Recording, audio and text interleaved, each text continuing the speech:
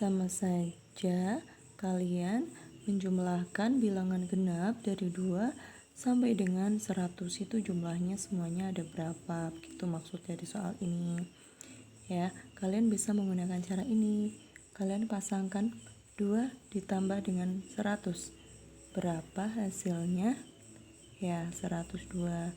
Kemudian lagi pasangkan lagi 4 ditambah dengan 98.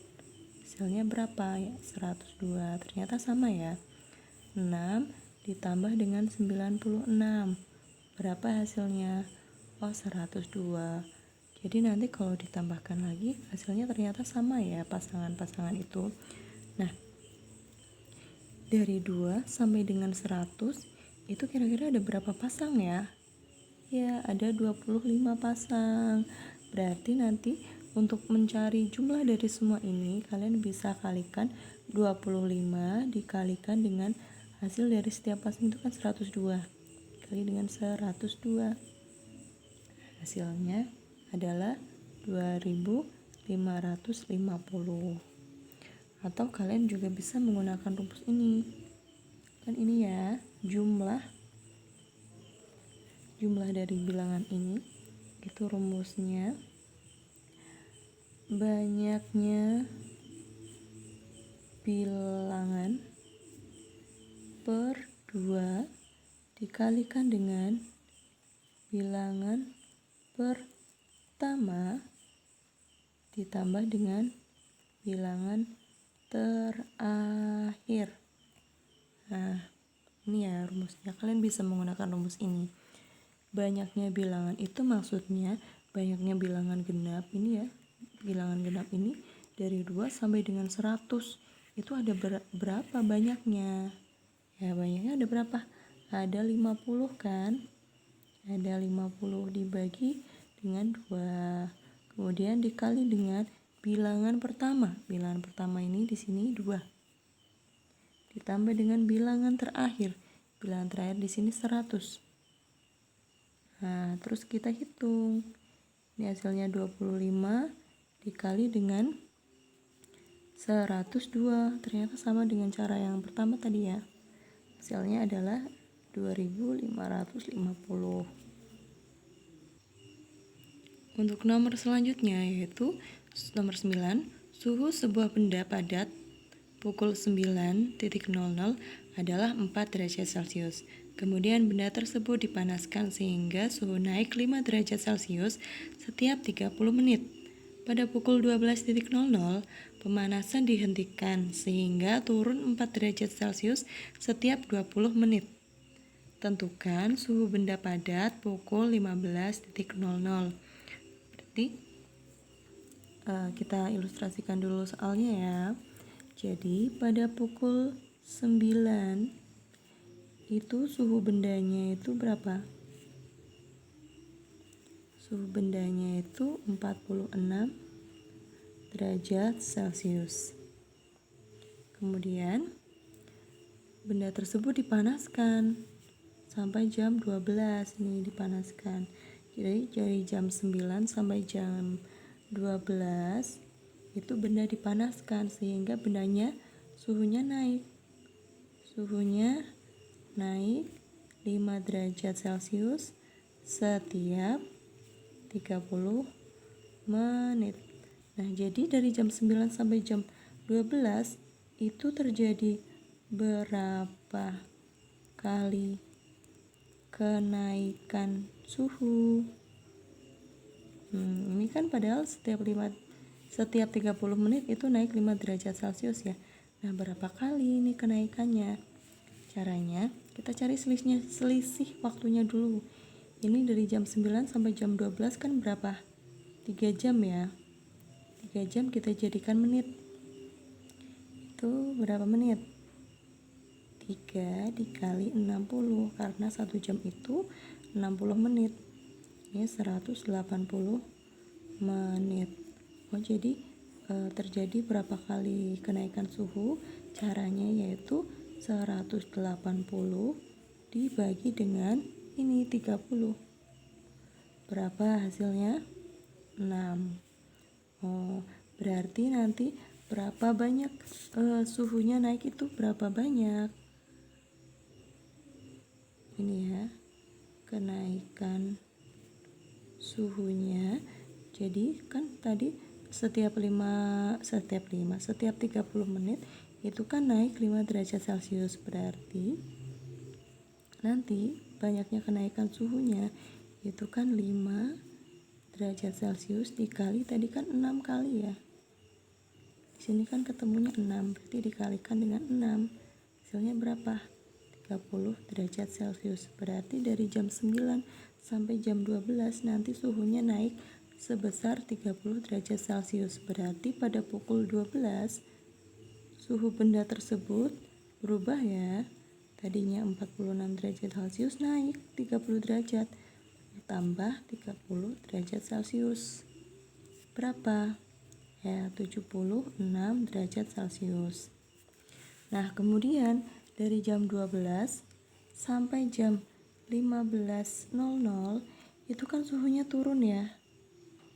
Suhu turunnya berapa? 4 derajat Celcius setiap 20 menit. Turun 4 derajat Celcius setiap 20 menit. Nah, jadi terjadi berapa kali penurunan suhu? Caranya sama kayak tadi, selisihnya dari jam 12 dengan jam sampai dengan jam 15 itu kan 3 jam ya. Berarti sama saja kayak tadi ya. Ada 180 menit dibagi dengan dia turunnya itu setiap 20 menit. Berarti sini dibagi dengan 20. Berapa? 9. Berarti dia 9 kali penurunan. Sebesar berapa turunnya? Nah, penurunan suhunya sebesar berapa dari jam 12 sampai jam 15? Berarti di sini caranya 9 dikalikan dengan ini 4 derajat Celcius berapa? 36 derajat Celcius. Berarti pada pukul 15 suhunya turun ya. Tadinya kan jam 12 itu kan 76 derajat Celcius. Suhu tadinya 76 derajat Celcius, kemudian turun, berarti dikurangi 36 derajat Celcius. Hasilnya berapa? 40 derajat Celcius. Jadi kalian bisa tahu nih, suhu benda pada pukul 15 adalah 40 derajat Celcius. Oke, sekarang nomor yang terakhir yaitu nomor 10. Seorang petani memiliki lahan 600 meter persegi. 3/5 lahannya ditanami pohon pepaya. Ya, 3/5 bagian lahannya ditanami pohon pepaya. 1/6 lahannya ditanami pohon cabai dan sisanya dijadikan kolam ikan. Tentukan luas lahan yang dijadikan kolam ikan tersebut. Jadi di sini Pak petani ini itu memiliki sebuah lahan. Kita anggap saja ini satu bagian ya. Kemudian 3/5 bagian itu digunakan untuk menanam pepaya. 1/6 digunakan untuk menanam cabai dan sisanya dijadikan kolam ikan. Berarti banyaknya bagian untuk kolam ikan itu berapa? Bagian untuk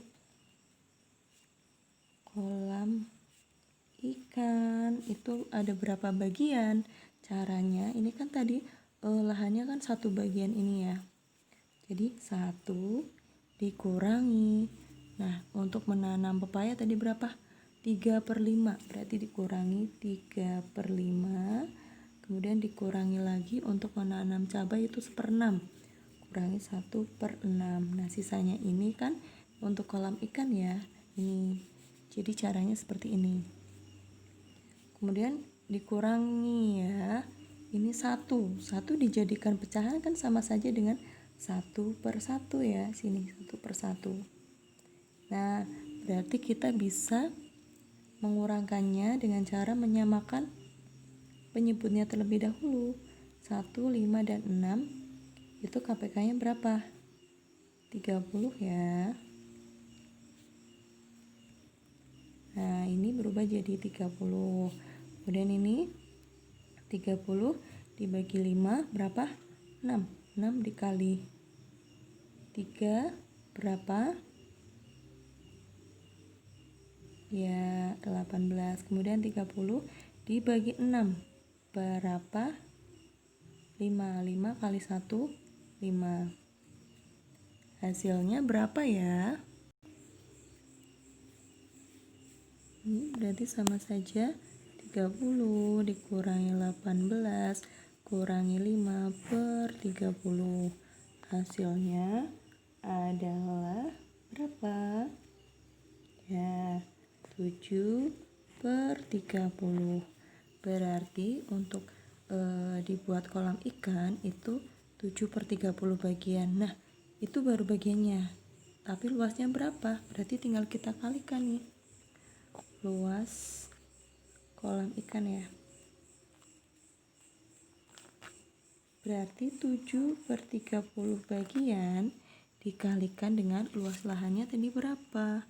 600 meter persegi ya. Berapa hasilnya? 600 dibagi 30 20 ya. Kemudian 7 kali 20 140 meter persegi.